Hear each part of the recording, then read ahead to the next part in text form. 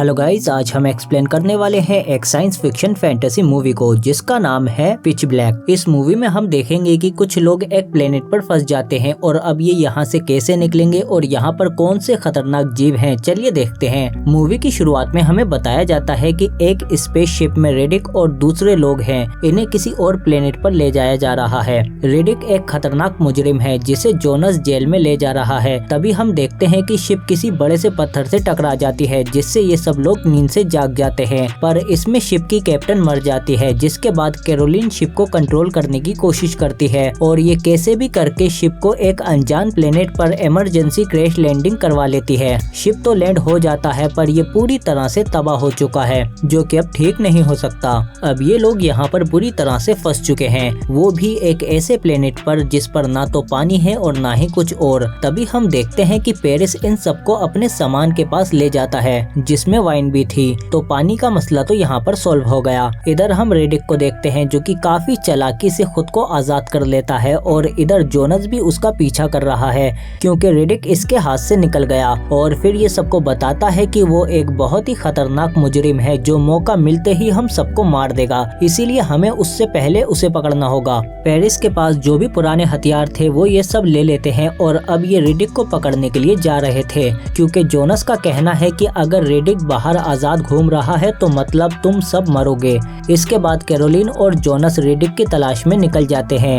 Paris और बाकी सब यहीं शिप पर रुकते हैं और ये लोग थोड़ा सा उस प्लेनेट को भी देखना चाहते हैं कि पता तो चले कि ये आखिर किस तरह का प्लेनेट है। और फिर थोड़ा चलने पर इन्हें पता चलता है कि इस प्लेनेट के सोलर सिस्टम में 3-3 सूरज हैं, मतलब यहाँ पर कभी भी रात नहीं होती, हमेशा कोई न कोई सूरज निकला ही रहता है। इसके बाद ये लोग रेडिक की तलाश दोबारा जारी रखते हैं, पर रेडिक इन्हें इतनी आसानी से नहीं मिलने वाला था क्योंकि रेडिक एक पक्का शिकारी है। जोनस को दूर से ही पेड़ नजर आते हैं और ये लोग सोचते हैं कि अगर वहाँ पर पेड़ हैं तो पानी भी होगा, पर पास जाने पर इन्हें पता चलता है कि वो पेड़ नहीं बल्कि बड़े बड़े जानवरों की हड्डियाँ थीं। पर इन्हें नहीं पता था कि यहाँ पर रेडिक भी छुपा हुआ है और जब कैरोलिन बात कर रही होती है तो रेडिक चुपके से उसके बाल काट लेता है। इसके बाद ये लोग दोबारा से आगे बढ़ते हैं और कुछ दूर चलने पर इन्हें इंसानों का बनाया हुआ एक चेम्बर मिलता है जो कि सोलर एनर्जी से चल रहा था। पर यहाँ पर इन्हें कोई भी इंसान नजर नहीं आता, पर इन्हें यहाँ पर एक कुआं मिल जाता है जिसे ये लोग चालू करने की कोशिश करते हैं। जोनस और कैरोलिन अंदर जाकर देखते हैं और अंदर कैरोलिन को इस सोलर सिस्टम का मॉडल मिलता है और थोड़ी देर बाद इसे एक पुरानी स्पेसशिप भी मिल जाती है जो कि देखने में ठीक तो लग रही है,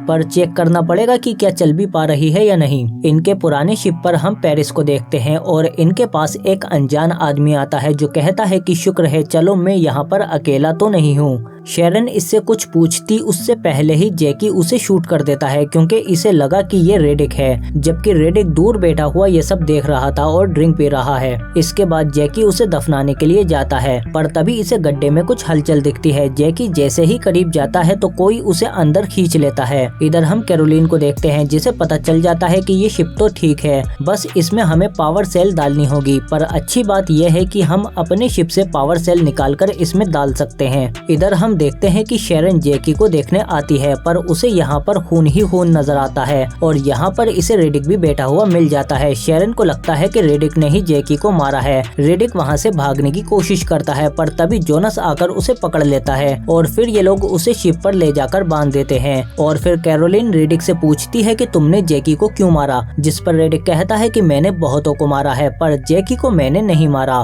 कैरोलिन देखती है कि रेडिक की आंखें चमक रही हैं क्योंकि ये अंधेरे में भी देख सकता है और दिन में चश्मा लगाता है। रेडिक कहता है कि यहाँ पर कुछ और भी है, तुम्हें मेरे बजाय उसकी फिक्र करनी चाहिए जो मुझसे भी ज्यादा खतरनाक है, बल्कि तुम्हें वापस उसी गड्ढे में जाकर देखना चाहिए। और फिर कैरोलिन जैकी की लाश देखने के लिए उसी गड्ढे में चली जाती है, पर अंदर जाते ही इसे महसूस हो जाता है कि यहाँ पर कोई तो है और कैरोलिन डरते हुए बाहर आ जाती है और अपने साथियों को बताती है कि जैकी को रेडिक ने नहीं मारा। पर इससे भी बड़ी प्रॉब्लम ये थी कि इस प्लेनेट पर कुछ और भी आने वाला है। इसके बाद जोनस आकर रेडिक को आजाद कर देता है और उससे कहता है कि मैं तुम्हें छोड़ दूंगा, पर तुम्हें हमारी मदद करनी होगी और दूसरों को नुकसान नहीं पहुंचाओगे, जिस पर रेडिक मान जाता है। इसके बाद हम देखते हैं कि इन्हें जो कुआं मिला था इन्होंने वो ठीक कर लिया है, जिससे अब इनकी पानी की समस्या भी दूर हो गई। कैरोलिन शिप को ठीक करने में लग जाती है, पर तभी वहाँ पर जोनस आकर उसे बताता है कि रेडिक खतरनाक होने के साथ साथ एक अच्छा पायलट भी है।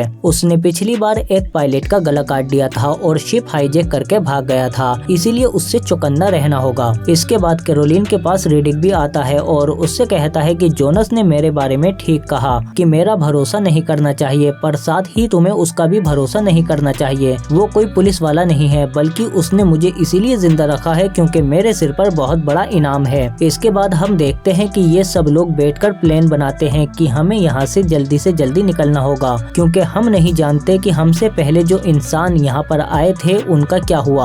हो सकता है कि वो इन दरिंदों का शिकार बन गए जो इस प्लेनेट पर हैं। तभी हम देखते हैं कि इनमें से एक बच्चा किसी अंधेरी जगह पर चला जाता है, जहाँ पर पक्षियों जैसे कुछ जानवर उसे पकड़कर ले जाते हैं। और जब ये लोग उसे ढूंढने के लिए आते हैं तो इन्हें उसकी लाश कहीं पर भी नहीं मिलती, बल्कि इन्हें एक कुएं में हड्डियां ही हड्डियां मिलती हैं, जो इनसे पहले आए हुए इंसानों की हैं। और ये लोग समझ जाते हैं कि ये दरिंदे रोशनी में नहीं आ सकते, इसीलिए अंधेरे में ही छिपे रहते हैं। इधर कैरोलिन को भी पता चलता है कि इस प्लेनेट पर 22 साल में एक बार एक बड़ा सा प्लेनेट तीनों सूरज के सामने आ जाता है, जिससे इस प्लेनेट पर रात हो जाती है। मतलब 22 साल पहले जब रात हुई होगी तो उन दरिंदों ने बाहर आकर इनसे पहले वाले इंसानों को मार दिया होगा। और आज 22 साल पूरे हो चुके हैं, मतलब जल्दी ही सूर्य ग्रहण होने वाला है और पूरे प्लेनेट पर अंधेरा हो जाएगा, जो कि कब तक चलेगा किसी को नहीं पता। जिसके बाद ये सभी दरिंदे बाहर आ जाएंगे और फिर हम देखते हैं कि जल्दी ही वो बड़ा सा प्लेनेट सूरज के पास आता जा रहा है। ये लोग फौरन रोवर पर बैठकर अपने पुराने शिप पर जाते हैं ताकि वहाँ से पावर सेल ले सकें। पर जैसे ही ये लोग अपने पुराने शिप के पास पहुँचते हैं तो अंधेरा शुरू हो जाता है और सबसे पहले उड़ने वाले दरिंदे बाहर निकलते हैं। ये लोग उनसे बचने के लिए शिप के अंदर भाग जाते हैं, पर रेडिक और शेरन बाहर रह जाती है।